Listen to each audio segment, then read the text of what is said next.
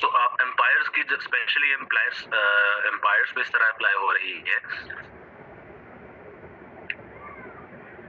कि empires obviously चल रहे होते थे डिफेंस पे, दुश्मनों को उनका खतरा होता था और उस पे वो चल रहे होते थे। तो ये एडमंड बर्ग की कोटेशन एक बहुत ज्यादा मुगल एम्पायर के या मुस्लिम्स के डाउनफॉल की एक मैनिफेस्टेशन बता रही है कि एजुकेशन जो है वो एक डिफेंस का बड़ा चीप सोर्स हुआ करता है और बड़ा मतलब बेसिक वो है। तो जब आप एजुकेशन में लैग कर रहे हैं तो आप अपने डिफेंस में लैग कर रहे हैं, जब आप अपने डिफेंस में लैग कर रहे हैं तो आप डाउनफॉल की तरफ जा रहे हैं और दूसरा दुश्मन आपकी जगह ले रहा है। यही मुसलमानों के साथ हो रहा था, अंग्रेज आके जगह लेते जा रहे थे। ईस्ट इंडिया कंपनी 1600 में एक ट्रेडिंग कंपनी के तौर पे इजाजत लेके आई और 1857 में पूरा मुल्क जो है वो उनकी हुकूमत में था। सो लैकिंग इन एजुकेशन मुसलमानों के डाउनफॉल में एक बहुत बड़ी रीजन बना और आज भी अगर आप देखें तो मुसलमानों के डाउनफॉल में एक बहुत बड़ा फैक्टर लैकिंग इन एजुकेशन का है, जो मैंने आपको मुस्लिम उम्मा वाला बताया था start. Number 4th factor is moral decadence, इखलाकी ज़वाल। जो आपकी मोरल डिग्रेडेशन हो रही है, ये 2 लेवल्स पे बात हो रही है। Moral decadence of the rulers, number 1, कि आपके जो हुक्मरान हैं वो इखलाकी तौर पे सवाल पजीर हो चुके हैं, इखलाकी वैल्यूज, इखलाकी इकदार उनमें खत्म होती जा रही हैं। And secondly moral decadence among masses, अवाम का भी इखलाक का जो निज़ाम है, जो कॉन्सेप्ट है वो बड़ा वीक हो रहा था। तो ये मुसलमानों के उस वक्त डाउनफॉल की रीजन बना कि वो लोग अपनी मोरल वैल्यू से हटते जा रहे थे, हर तरह के गलत कामों में इंडल्ज हो रहे हैं और ये वो, और इस्लाम की चीजें छोड़ रहे हैं, इखलाकी सवाल आ रहा है। आज भी अगर आप देखें तो आप अपने हुक्मरानों को भी देख लें, आप सारे आजकल देख रहे हैं कि मुल्क में क्या चल रहा है, ठीक है। आप लोग सारे बड़े पढ़े लिखे और मैच्योर और समझदार लोग हैं, तो आप लोग देख रहे होंगे कि क्या हो रहा है मुल्क में आजकल। सो हमारा इखलाकी where do we stand on the moral grounds, you can very well see. और वो बात होती है ना कि हुक्मरान जो हैं वो किसी बाहर से नहीं आते, वो उसी कौम का अकास होते हैं, उसी कौम को रिप्रेजेंट कर रहे होते हैं, ठीक है। सो ये इखलाकी सवाल हमारा इस पर भी है। आप कोई रोड पे एक्सीडेंट हो जाता है, पेट्रोल का कोई टैंकर गिर जाता है, तो आवाम क्या कर रही होती है जी, वो अपने अपने जिसको वो बोतल मिली, जिसको कुछ शॉपर मिला, जिसको कोई कैन मिला, तो जाके उस टैंकर से जो है वो तेल भर रहे होते हैं, ठीक है। ये इंसिडेंट हुए भी और अनफॉर्चुनेटली वो एक मेरे ख्याल से फट भी गया लास्ट ईयर, लोग उसमें डेथ भी हुई। जिस तरह कोई कोल्ड ड्रिंक्स की गाड़ी गिर जाती है तो बोतलें उठा के लेके जा रहे होते हैं, इशारे हम लोग नहीं देखते। कचरा तो मतलब घर सिर्फ हमारा साफ होना चाहिए, बाकी पूरा डस्टबिन है मुल्क। सो मॉरल डेकेडेंस मुसलमानों के डाउनफॉल की रीजन बना तब, आज भी मुसलमानों के डाउनफॉल की बहुत बड़ा factor is moral decadence. Then again very important part, not in Chitral sir, चले आइएगा उसी में आपको चित्राल का वो वाला हिस्सा भी दिखा दूंगा। डिमोरलाइज्ड and undisciplined army, डिमोरलाइज्ड and undisciplined army. उस वक्त जो आपके एम्पायर्स थे वो सोली चल रहे थे फौजी ताकत पे। आजकल तो फिर भी आपके जो मिलिट्री माइट है वो जरा पीछे होती जा रही है। आजकल जो इकोनॉमिक माइट है और इकोनॉमिक माइट्स में वो ज्यादा वैल्यू आजकल लेती जा रही है कि जो इकोनॉमिकली ज्यादा स्ट्रांग है उसको ज्यादा स्ट्रांग कंसिडर कर सकते हैं। America, China, India, Germany, Japan, ये सारे। तो उस वक्त तो सोली आपका मिलिट्री जो होती थी, जो आपकी आर्मी होती थी, जितनी वो स्ट्रांग होती थी उतने आप स्ट्रांग होते थे, क्योंकि उसी ने आपको जाके जितवाना होता था, और अगर आप पे कोई हमला कर दे तो उसी ने आपको डिफेंड करना होता था। तो हो ये रहा था कि मुगल्स अपनी अगेन अयाशियों वाली जो हम बात कर रहे हैं, आपको पता है इनकी अयाश जिंदगियों का, आपने स्टोरियां सुनी होंगी। तो इन्होंने आर्मी पे फोकस छोड़ दिया था। फोकस कैसे छोड़ा था? 2 चीजें थी, एक्सक्लूडिंग पार्ट आर्मी बिल्कुल जिंदाबाद। तो 2 चीजों पे था, एक उनकी ट्रेनिंग्स नहीं हो रही थी और दूसरा उनको सैलरीज नहीं दे रहे थे। उनको ट्रेनिंग्स करना भी छोड़ दी थी। जब उनकी ट्रेनिंग्स खत्म हुई है तो डिसिप्लिन नहीं रहे, अनडिसिप्लिन्ड हो गए, ठीक है। इसमें वो कुरान की आयत भी है, सूरह अनफाल की आयत नंबर 60 जो है, वो उसका मुझे एग्जैक्ट तर्जुमा नहीं याद, लेकिन वो इस तरह से है कि हमेशा अपने घोड़े और जंग का साजो सामान जो है वो तैयार रखो। तो वो इसी चीज की तरफ रेफर कर रहा था, जो आपकी रेगुलर ट्रेनिंग्स और रेगुलर इनके प्रैक्टिसेस होती हैं। जब आप उनकी नहीं करवा रहे तो आपकी डिसिप्लिन में नहीं है, आर्मी प्रैक्टिस में नहीं है, और दूसरा जब आप उनको सैलरीज भी नहीं दे रहे तो उनका मोरल, ऑब्वियसली पैसे नहीं आप दे रहे तो वो कैसे होगा। सो आर्मी मोरलाइज्ड भी मॉरली भी वो खराब हो रहा था और डिसिप्लिन भी उनका खराब हो रहा था।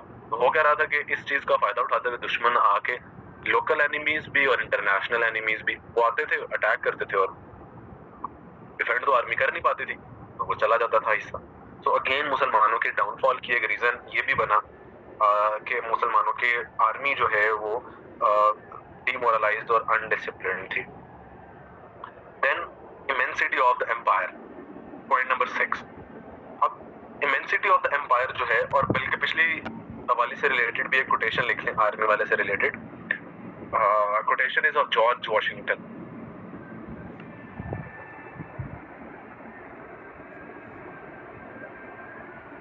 जॉर्ज वॉशिंगटन क्या कहते हैं जी? डिसिप्लिन इज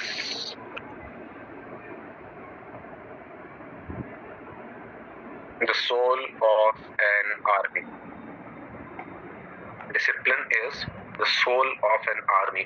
जब आपकी रूह ही नहीं होगी तो वो खत्म है, जिसमें कोई फायदा नहीं है। सो ये आप इसमें एज रेफरेंस इंपॉर्टेंस को शो करने के लिए कि आर्मी का डिसिप्लिन होना कितना जरूरी है, ये आप कोटेशन इसमें एज रेफरेंस पेपर में मेंशन कर सकते हैं। हम पॉइंट नंबर 6 डिस्कस करने लगे थे, इमेंसिटी ऑफ द एम्पायर। ठीक है, इमेंसिटी ऑफ द एम्पायर में बेसिकली ये है कि मुगल एम्पायर फैल फैल के इस कदर ज्यादा फैल चुका था। रेफरेंसेस बहुत ज्यादा इंपॉर्टेंट हैं जी। इस पे मैंने ना आप लोगों को इंशाल्लाह जो हमारी 5 क्लासेस होंगी, इसमें मेरी कोशिश ये बहुत ज्यादा होगी कि मैं आपको पढ़ाई के अलावा जो CSS के कुछ टिप्स एंड ट्रिक्स हैं which help me, again not to self praise anything, I was 8th in Pakistan और रिटन में मेरे 3rd हाईएस्ट थे इन पाकिस्तान। सो कि वो कुछ tips and tricks which help me getting those marks in very limited time of prep, तो मैं आपके साथ शेयर कर सकूँ। तो इंशाल्लाह आने वाली क्लासेस में 2nd क्लास में 3rd में आपको मैं एक पेपर प्रेजेंटेशन में डिटेल से लेक्चर दे दूंगा 30 मिनट का। उसमें रेफरेंसेस कैसे देने हैं, किस चीज़ को रेफरेंस देना है, हेडिंग्स कैसी होनी चाहिए, कैसे नहीं होनी चाहिए, लेंथ आंसर की कितनी होगी, पैराग्राफ कैसे लिखना है, कितना लिखना है। इसी तरह एक क्लास में आपको नोट्स मेकिंग पे बता दूंगा कि नोट्स किस तरह के होते हैं, कैसे बनाने चाहिए, किस चीज़ को कंसल्ट करके नोट्स बनाए जा सकते हैं। ठीक है, और एक तीसरा मैं आपको एक टाइम मैनेजमेंट पे किसी क्लास में आधा घंटा कि आपने अपनी तैयारी में टाइम कैसे बनाना, मैनेज करना है, टाइम टेबल कैसा होना चाहिए, कैसे सब्जेक्ट्स को अलाइन करना है अपने टाइम टेबल के साथ, और पेपर जब आप अटेम्प्ट कर रहे हैं 3 घंटे का, तो उसमें टाइम कैसे मैनेज करना है। ठीक है, तो ये मेरी कोशिश होती है हर बैच के साथ ही कि उन्हें मैं ये 3 एरियाज 3 घंटा 20-20 मिनट बताता हूँ। ठीक है, तो इंशाल्लाह ये इस पे बात करेंगे आने वाली क्लासेस में। तो हम बात कर रहे थे ज़रगुना। I started in end of July, so it was 6.5 months.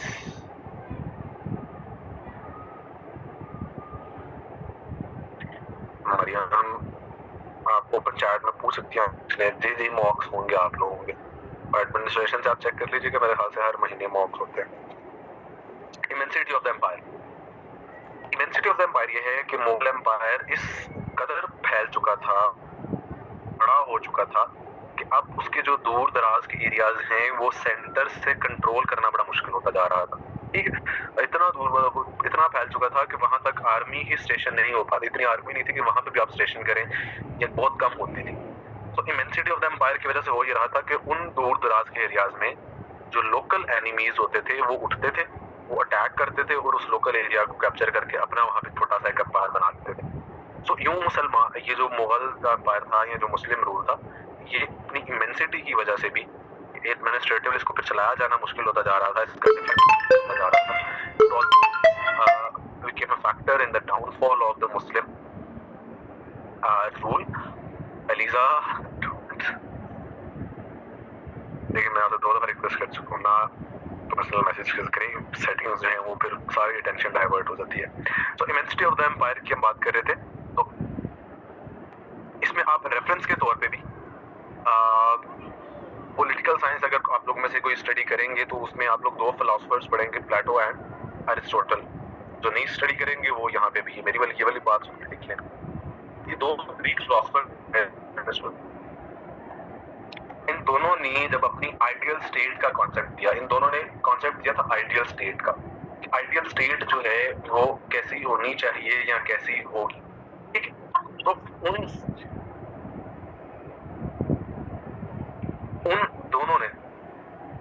दोनों ने जब आपके आइडियल स्टेट के फीचर्स बता रहे थे तो उसमें दोनों ने साइज पे भी बात की। आइडियल स्टेट जो है उसका साइज क्या होगा, छोटा होगा, बड़ा होगा, कितना बड़ा होगा। तो दोनों के according ideal size of the state जो है वो मॉडरेट होना चाहिए, ना बहुत छोटा ना बहुत बड़ा। बहुत छोटा होगा तो क्या होगा, उसको डिफेंस करना मुश्किल हो जाएगा पूरे मुल्क को ही, बाहर से कोई बड़ा आके अटैक करके जीत जाएगा। और बहुत बड़ा नहीं होना चाहिए, क्यों? क्योंकि वो जो मुगल्स के साथ हो रहा था वो होगा, आप फिर अपने दूर दराज के इसको डिफेंड नहीं कर पाएंगे। तो ये वाला आप बात एज रेफरेंस इस इमेंसिटी ऑफ द एम्पायर में लिख सकते हैं कि जो दो ग्रीक फिलोसोफर्स थे, प्लेटो एंड एरिस्टोटल, उन दोनों ने जब अपनी आइडियल स्टेट का कॉन्सेप्ट दिया और उस आइडियल स्टेट के कॉन्सेप्ट में जब उन्होंने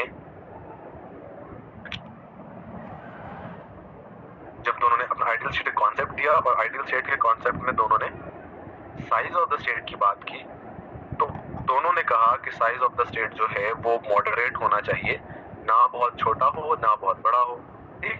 तो this is point number 6। Then point number 7, nothing for public welfare. Nothing for public welfare. Public welfare और उस सारी चीजों में इस कदर मगन हो गए थे कि चाहे आजकल तो वैसे ही डेमोक्रेसी तो चलती ही अवाम से है, अवाम ने ही वोट दे के आना है और उनको बुलाना है। इवन मोनार्कीज में भी जितना मर्जी कोई स्ट्रॉन्ग मोनार्की होती थी, उसमें भी अवाम की सपोर्ट का होना बड़ा जरूरी होता था। जितना बड़े से बड़ा बादशाह है, डिक्टेटर्स गुजरे हैं, मिलिट्री डिक्टेटर हो, कोई भी हो, अवाम की सपोर्ट का होना बड़ा जरूरी होता है, ठीक है। हमारे यहाँ जब भी मार्शल लॉस लगे हैं तो हमेशा अवाम उनका साथ देती रही है, अवाम उन्हें सपोर्ट करती रही है, इसी वजह से वो सक्सेसफुली चलते भी रहे हैं।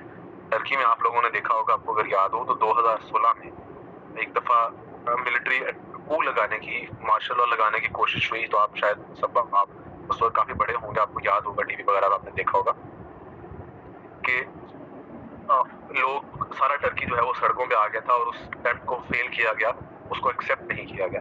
सो अवाम की सपोर्ट किसी भी रूलर के लिए बहुत ज्यादा इंपॉर्टेंट होती है अगर वो अपने उस रूल को सस्टेन करना चाह रहा है, ठीक है। और अवाम की सपोर्ट तभी होगी ऑब्वियसली जब वो अवाम की वेलफेयर के लिए कुछ ना कुछ करेंगे, ठीक। आवाज आ रही है?